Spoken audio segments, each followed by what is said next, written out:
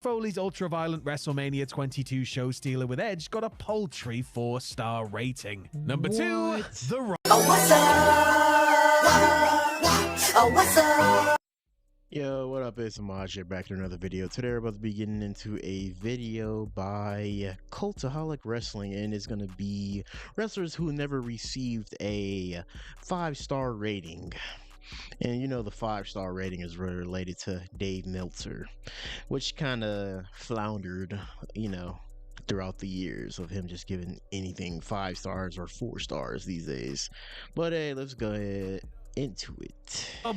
Brock Lesnar. You never quite know which Brock Lesnar's gonna turn up, do you? If the next big thing wants to simply steamroll through someone and squash them within a couple of minutes, well, that's what Brock's gonna do. But if Lesnar shows up motivated and ready to put the work in, he's capable of having an incredible match with a variety of opponents. Never had the elusive 5-star match though, has he? The Beast has come close on occasion, mind, at least in Meltzer's opinion, with 2 matches hitting 4 3/4 stars and 8 getting 4.5. As for ones that many fans would probably give the full Monty to, it's SummerSlam 2013 Corker against CM Punk and the rip-roaring triple threat WWE title match with Seth Rollins and John Cena from Royal Rumble 2015 ranked right up there. It's also worth noting that Brock is, at the time of recording this video, still an active WWE performer and may well have a 5-star match before he calls it a day. Number 9.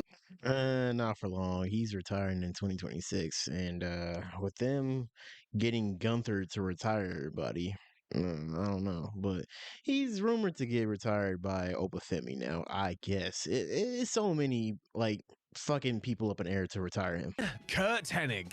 Curt Hennig was famously a mentor to a young Brock Lesnar, teaching the then rookie everything from how to work in the ring to how to scrap for real in an airplane that's 25,000 feet in the air. But just like Lesnar, Hennig never had what Dave Meltzer considered a 5-star match. Quite ironic for the man who went by the name Mr. Perfect, no? Hennig was a real wrestler's wrestler, noted for his incredible bumping and ability to have a decent match with just about anyone. The highest star rating a Hennig match ever received in the Wrestling Observer newsletter, however, was just a 4 1/4, which was awarded to his semi-final outing with Bret Hart at the 1993 King of the Ring. Another match with Bret that many fans and wrestlers alike consider 5 stars, their Intercontinental title bout at SummerSlam 91, was... I know I'm taking this video a stride because it's just one nigga's like opinion on, you know, fucking 5-star or 4-star ratings.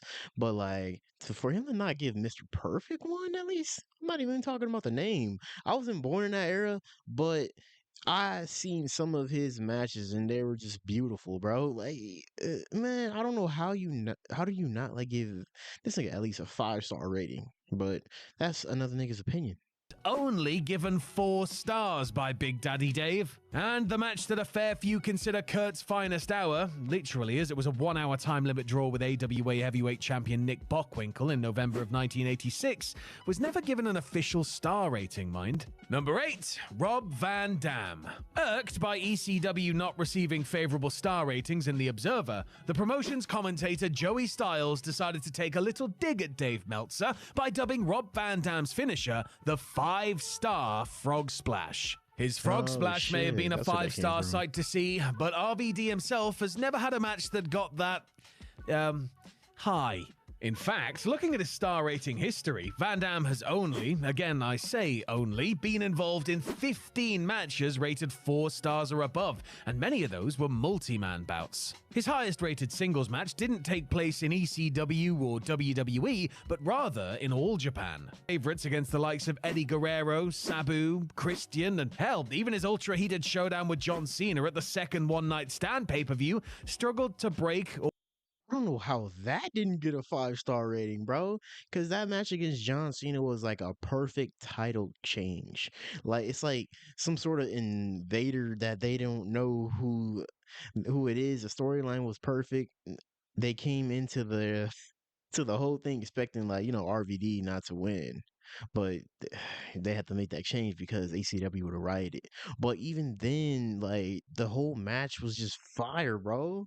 I don't know if it's because I grew up around this match, but like this match was so good. Or in some cases reach 4 stars. When we reached out for comment, Van Dam just replied whatever and took a really long drag on a funny smelling cigarette. Didn't look too bothered, to be honest. Number 7, Edge. Edge's career truly is remarkable in its length and variety. The Rated R superstar is a WWE Hall of Famer for a reason, having been involved in many memorable feuds, angles, and matches during a near 30-year run, which has continued in AEW. When it comes to great matches, Edge has had more than a few that Meltzer's rated between 4 and 5 stars, but he's not yet being graded with all the snowflakes. 5 have come in at 4 3/4 stars, including TLC's 2 and 3, the barn-burning WWE Tag Team Tournament Finals from No Mercy 2002, his hate-filled Hell in a Cell scrap with Seth Rollins from Crown Jewel 2021, and the no disqualification match he had with Christian Cage at World's End 2023.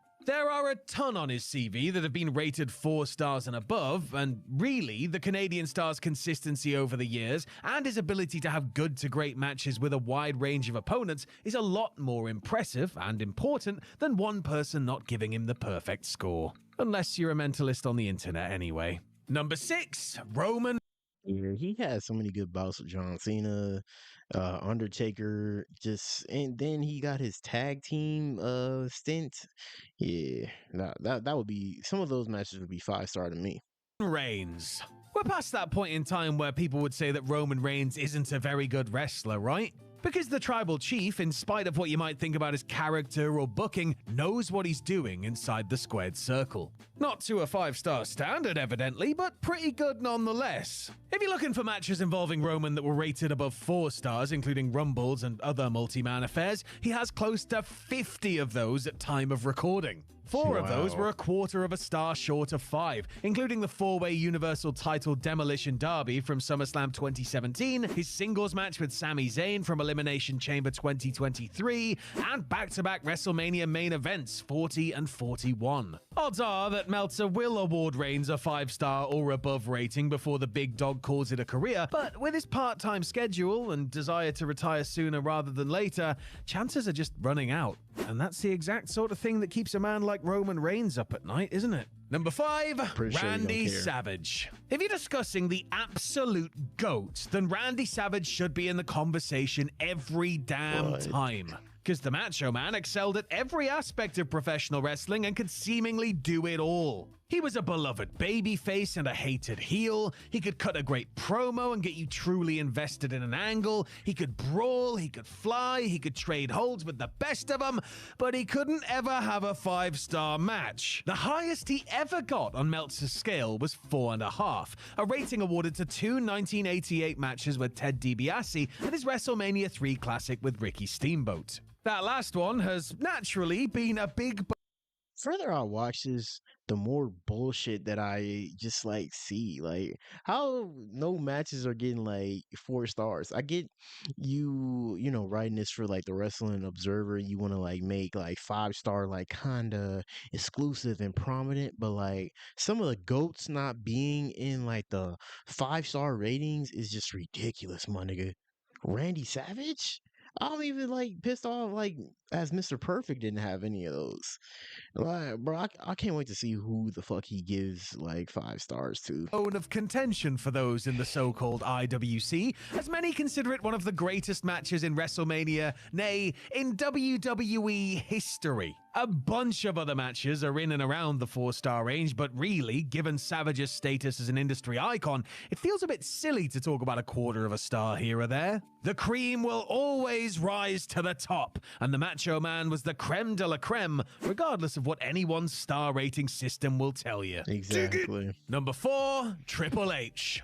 Now, fair play, the man does have his detractors, but for a decent chunk of time there, Triple H genuinely was that damn good. The game really came into his own in 1999, and over the course of the next several years, had some absolute belters with Cactus Jack, The Rock, Chris Jericho, Steve Austin, and many more. Helmsley was criticized during what's often referred to as his reign of terror for seemingly holding other talent down while his own in-ring performances diminished, but he still delivered the goods when it mattered, such as when he dropped the World Heavyweight title in the Triple Threat main event of WrestleMania 20. That epic was only good for 4 3/4 stars, mind, and it's one of close to 40 matches Hunter's been involved with that were I mean, I get that match you just don't want to mention, but like that was a good match. I literally like watched that match like last year. It was such a good match. rated 4 stars or above. With regards to those you might have expected to hit the full 5 but didn't, the tag title match where he tore his quad the first time on Raw in 2001, a 3 Stages of Hell match with Stone Cold at No Way Out that same year, and his end of an era Hell in a Cell with The Undertaker at Mania 28 were all just a 1/4 of a star shy. Number 3, Mick Foley. There's perhaps no mainstream professional wrestler in history that's given as much to the business as Mick Foley. The hardcore legend put himself through hell physically in order to entertain fans, and did much to help make several big-time stars, including Triple H and Randy Orton. Foley, as Cactus Jack, put in a tremendous shift against the Cerebral Assassin at the 2000 Royal Rumble and the Legend Killer at Backlash 2004, but both reputation-cementing matches were only good for 4.5 stars in Meltzer's view. But he has had matches that were rated higher than that. The first, also as Cactus Jack, a Texas death match against Vader at WCW Halloween Havoc 1993, was given 4 3/4, as too was his corker as Mankind against Shawn Michaels at In Your House Mind Games. The poor bloke must have been asking himself, what do I have to do for you to give me the full 5, Uncle Dave? The answer mustn't have been get speared off the ring apron through a flaming table, by the way, since Foley's ultra-violent WrestleMania 22 show stealer with Edge got a paltry 4-star rating. Number 2, The Rock.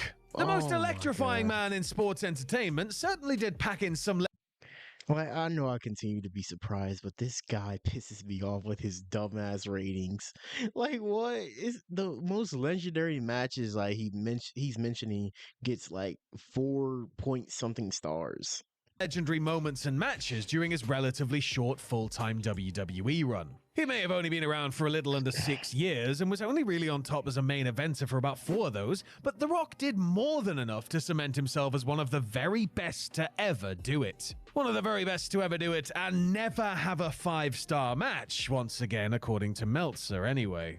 The highest the Great One got on the Wrestling Observer scale was 4.5 stars, something given to 5 matches he was involved in, including 2 singles outings, his WrestleMania X7 WWE title headliner opposite Steve Austin, and his WCW title match with Chris Jericho at No Mercy. Being an obscenely wealthy and beloved movie star and all, I'm sure DJ would happily tell Meltzer to take his stars, shine them up real nice, turn them sideways, and stick them straight up a place no one wants to subscribe to, but the fact remains he has more chance of winning an Oscar than getting a 5-star match rating. And number 1, Kurt Angle.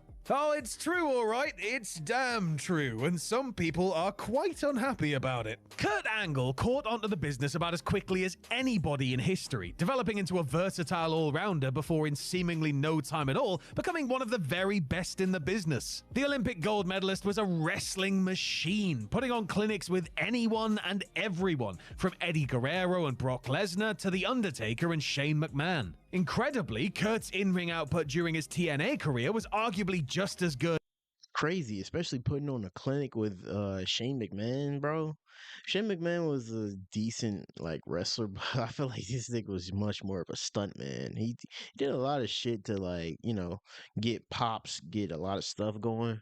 But like to not I mean to like look at him as like a wrestler is crazy, and Kurt Angle could put on a good show with him is good. If not better than his WWE tenure. Down in Dixieland, Angle produced thrillers with the likes of Samoa Joe, AJ Styles, Abyss, Jeff Jarrett, Desmond Wolfe, Mr. Anderson, and many more. And yet nothing the WWE Hall of Famer did, whether mat-based masterpiece or bloody grudge match, was strong enough to compel Mr. Meltzer to dish out Oh my gosh.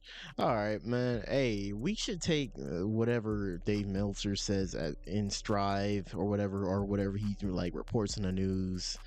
But that's just his opinion at the end of the day. But I mean, I kind of got like bothered in these videos, because like so many matches that like people had and these legends had with other legends like didn't get like 5 stars at least is just crazy. But it's different in everybody's book, but like nobody should take it to heart because at the end of the day it's an opinion. But hey, if you guys enjoyed that video, go check out Cultaholic's video and like and subscribe, and we on the road to 350. Catch you guys in the next video.